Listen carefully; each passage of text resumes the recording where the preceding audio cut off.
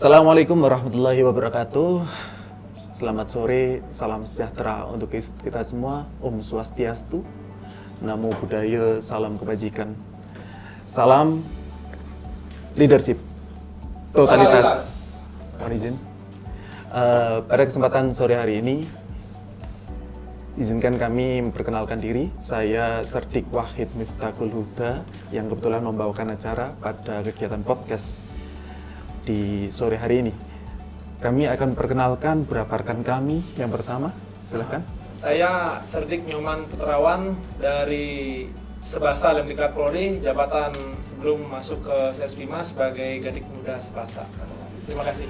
Baik, rekan kami untuk Baik, selanjutnya kami sebagai narasumber di sini ada Serdik Pak Agus Pujianto sebagai Kapolsek, kemudian Pak Serdik Ambo sebagai Kasat Reskrim.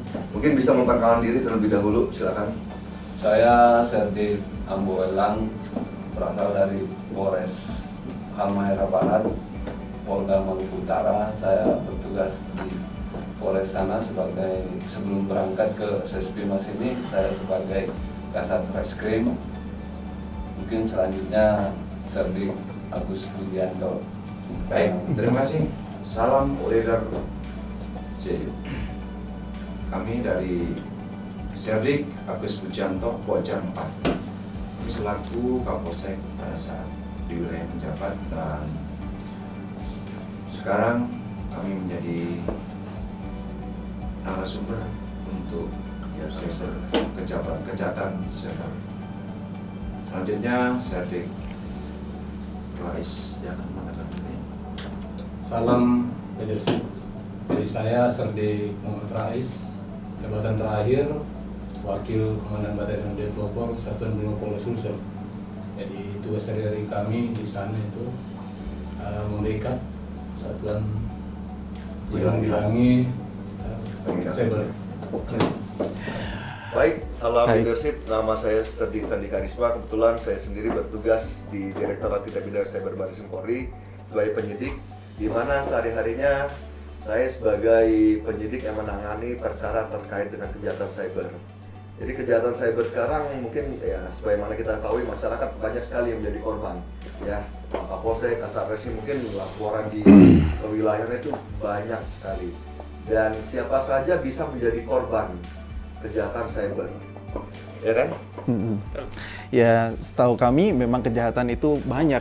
Ada yang di dunia nyata, ada di dunia maya.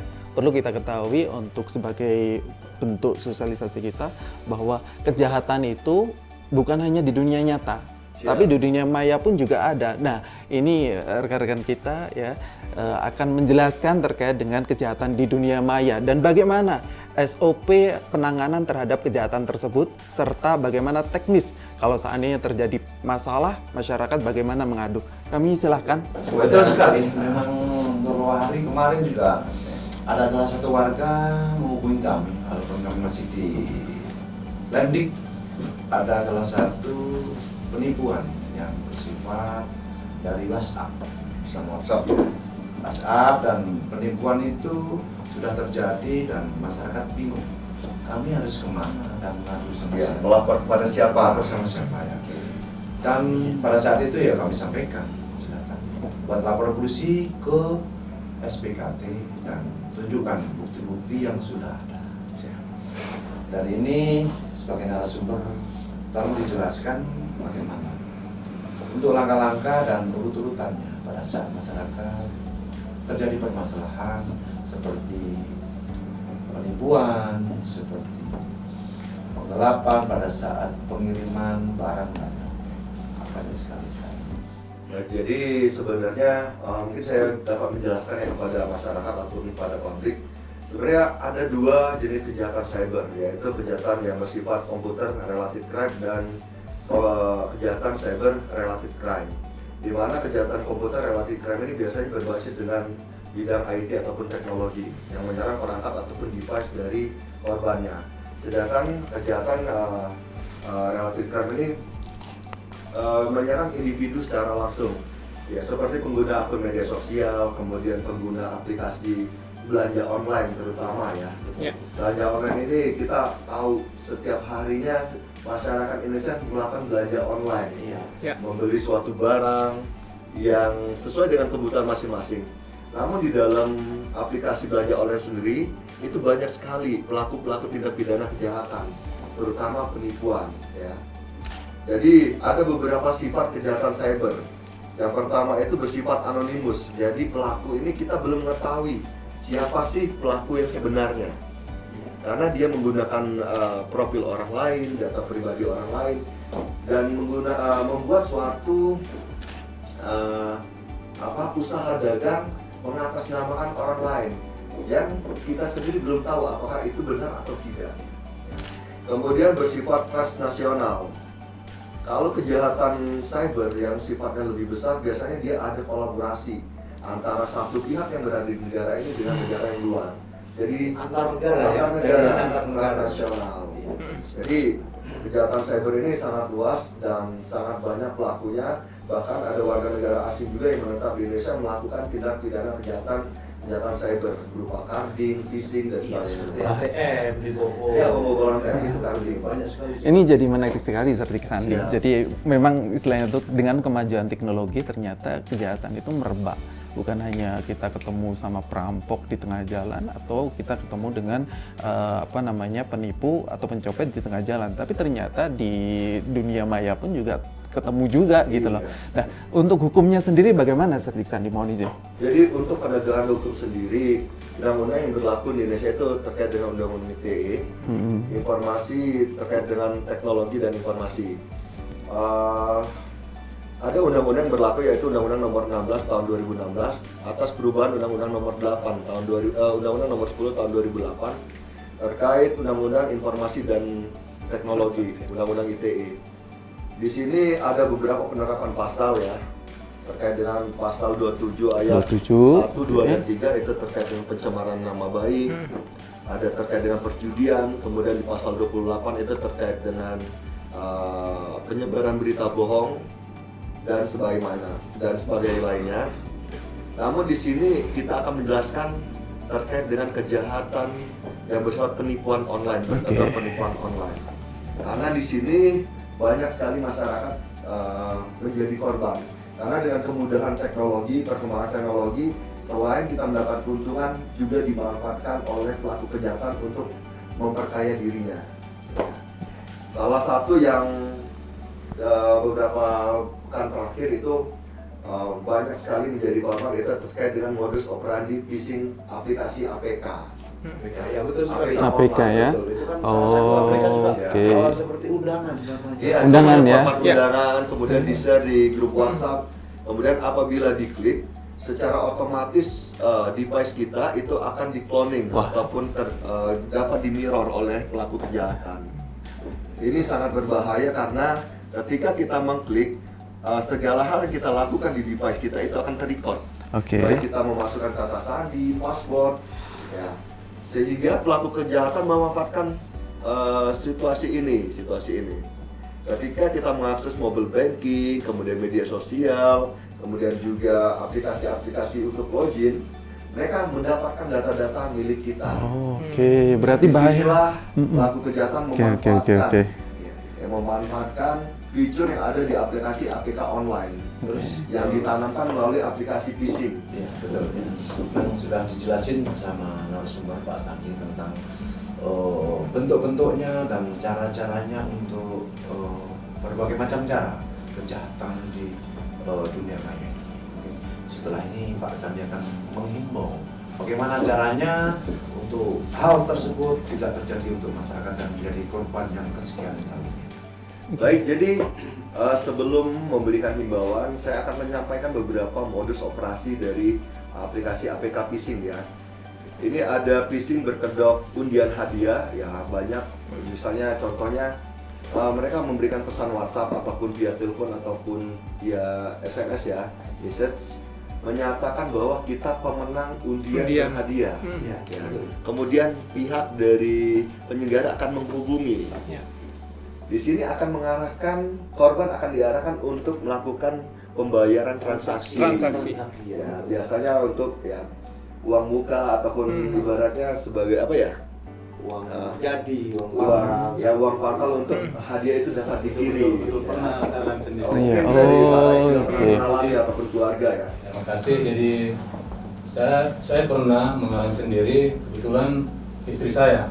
Jadi pada saat itu istri saya membeli sabun, buka, kemudian di dalamnya itu terdapat secari kertas kupon hadiah ya. Gitu ya, ya. Dapatkan Dapatkan sebagai pemenang. 1 unit motor.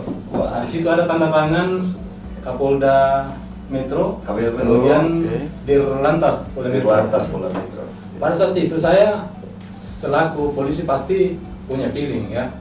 Saya mencari produk yang sama, kemudian mencari nomor customer service. ya itu nomor layanan service konsumen. konsumen. Ya, saya hubungi lah, saya telepon, ternyata disampaikan bahwa tidak ada undian tersebut. Oh, Kita dalam seperti penipuan. itu, Pak. Jadi mungkin salah satu Ya. cara untuk menangkal, mencegah terjadinya. Untuk pertanyaan Cerdik Rais, mungkin istilahnya itu pengalaman yang tidak hanya dialami oleh istri dari Cerdik Rais. Nah, seandainya terjadi seperti itu nih, ya kan? Kebetulan juga beberapa orang juga masyarakat Indonesia juga mengalami kejadian sama. Kalau seandainya dari Polsek lah, dari Cerdik AB, bagaimana kalau seandainya ada pelaporan terkait dengan masyarakat yang tertipu dengan iming-iming bahwa dia mendapatkan hadiah tapi disuruh untuk mentransfer dan terlanjur ditransfer, akhirnya dia tidak mendapatkan hadiah. Dari Polsek gimana, Pak? Ya mungkin kita Cerdik AB? mengharapkan untuk membuat laporan polisi, habis itu kita setelah mereka membuat laporan polisi mungkin kita arahkan lagi ke reskrim di bagian Tipiter. Tipiter, ya? Kalau Oke. di reskrim Polres kan tidak ada khusus untuk cyber, itu mencakup. Kalau di Tipiter itu mencakup semua di situ. Bidangnya di Tipiter itu mencakup cyber, terus perbankan di dalamnya juga. Nah, di situ kalau di Polres kan kalau tindak pidana. Ya kalau di bagian Tipiter itu kan mencakup ada beberapa di situ kayak tindak pidana illegal logging, terus mungkin phishing. Oke. Kalau untuk lebih spesifiknya ya mungkin kita laporan. Berarti Limpahkan istilahnya ke dilimpahkan ke Polda ya, Iya. Cerdik AB. Baik, berarti istilahnya kalau udah ada pelimpahan dari Polres ke Polda, nanti untuk penanganan tim cyber, kira-kira gimana Cerdik Sandi? Baik, saya akan jelaskan dulu beberapa metode-metode ataupun modus operandi dari phishing ya. Oke. Karena di sini kita harus memberitahukan pengetahuan ini kepada masyarakat. Karena bukan hanya satu jenis phishing berkedok undian hadiah. Kan banyak sekali modus-modus operasi yang digunakan pelaku kejahatan. Ya, di sini akan saya jelaskan ada beberapa modus operandi phishing. Yang pertama itu phishing berkedok undian hadiah. Kemudian yang kedua phishing berkedok undangan pernikahan. Yang ketiga phishing berkedok dana bantuan ya sosial, dana bantuan sosial ibaratnya ada ajakan. Kemudian phishing berkedok tagihan yang belum dibayarkan. Kemudian phishing berkedok ajakan untuk bekerja ya, pekerjaan. Kemudian phishing berkedok pengirim barang terkait dengan penjualan online. Kemudian phishing berkedok administrasi bank, biaya administrasi bank. Kemudian phishing berkedok tilang elektronik ya. Di sini dapat saya jelaskan, adapun sarana maupun media yang digunakan oleh pelaku yaitu SMS, telepon ataupun aplikasi chat ya. Aplikasi chat seperti pesan WhatsApp, kemudian Telegram dan sebagainya. Jadi di sini penjahat cyber menginvestigasi calon korban dan membuat cerita undian berhadiah palsu yang diputar-balikan faktanya. Ya, seolah-olah masyarakat mendapatkan hadiah, kemudian untuk memperoleh hadiah itu dia harus melakukan pembayaran untuk biaya administrasi ya, sehingga hadiah tersebut dikirim. Namun kenyataannya korban ini tidak menerima barang yang Sesuai yang dijanjikan. Iya, dijadikan hadiah tersebut. Ini banyak sekali di tahun 2000 sampai 2005 terkait dengan undian hadiah. Kemudian di tahun 2020 dan 2021 ini ada aplikasi baru yaitu phishing berkedok undangan pernikahan. Oke. Di mana ini APK online Oke. kita. Jadi pelakunya kemarin sempat kita mapping itu berada di wilayah Sumatera, Jawa, Kalimantan, Oke. ya Kalimantan. Kalau di Kalimantan biasanya di daerah Makassar. Kalau di Sumatera itu berkembang dari Palembang, itu Tulung Selapan, sekitarnya kemudian ke arah Jambi dan Medan. Ya. Baik, terima kasih kami dari Pokjar 5. Kami ulangi sekali lagi, kami dari Pokjar 4 di Krek Angkatan 70 undur diri. Terima kasih atas perhatian rekan-rekan semua. Sampai jumpa di lain kesempatan. Salam leadership. Totalitas.